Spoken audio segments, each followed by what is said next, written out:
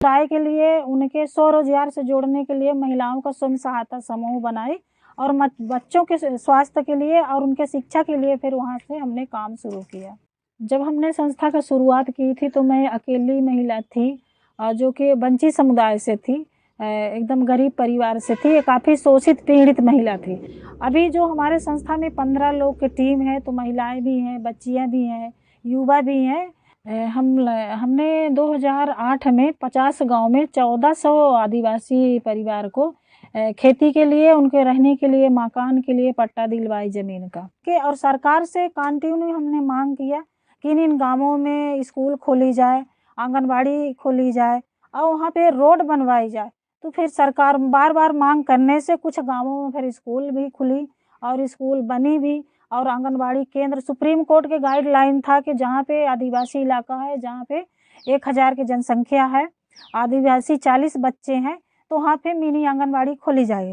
तो इस तरह से हम लोगों ने फिर अपने से मांग किए थे, तो 15 आंगनबाड़ी केंद्र खोले गए थे। गांव में हैजा फैल गया था। उस समय मेरी माँ जमींदारों के यहाँ धान फटकने गई थी, तो जब धान फटक के लौटी तो फिर माँ की भी तबीयत खराब हो गई और माँ को दवाई करवाया गया, लेकिन माँ ने ठीक नहीं, 1 हफ्ते के अंदर माँ हमारी एक्सपायर हो गई। जब माँ गुजर गई तो पिताजी ने फिर कहा कि अब इनकी शादी कर दें। उस समय हम लोगों का शादी का कोई मतलब महत्व नहीं समझ में था। फिर मेरे पिताजी ने दोनों बहन का एक साथ एक ही मंडप में एक ही दिन बारात बुलाए। पति द्वारा जैसे जानवरों का व्यवहार किया जाता है उस तरह से हमारे साथ में व्यवहार किया जाता था। तो फिर मुझे लगा कि नहीं, हमें शिक्षा बहुत ज़रूरी है, हमें पढ़ना चाहिए। तो फिर मैं हाई स्कूल में एडमिशन करवा करके फिर पढ़ाई की। तो जब हाई स्कूल पास हुई, फिर इसके बाद 12वीं पास हुई। 12वीं के बाद फिर हमने ग्रेजुएशन किया। क्रूरता की हद था, मेरे पति जो थे बाल पकड़ के ऐसे दीवार में टच कर देने, ऐसे ठुकरा देते थे, डंडे से मारते थे। 2006 में जब इस तरह के मारे थे तो फिर मैंने टोंस नदी थी, मैं रीवा जा रही थी, हमारी मीटिंग थी, तो फिर उस समय मुझे लगा था कि मैं इस नदी में कूद करके जान दे दूँ।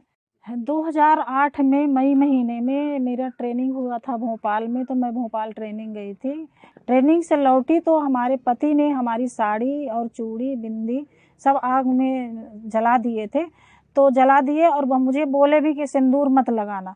तो फिर मुझे लगा कि जब इस तरह में तो पति से के साथ में रहना बड़ा मतलब वो है कि हम अकेले बल्कि ज़िंदगी गुजार लें, वो सही है, लेकिन इस तरह पति के साथ में हम नहीं रह पाऊँगी। वहीं से मैंने तय किया कि हम खुद का अपना सुरक्षा स्वयं करूँ और अपने अधिकार के लिए बात करूँ।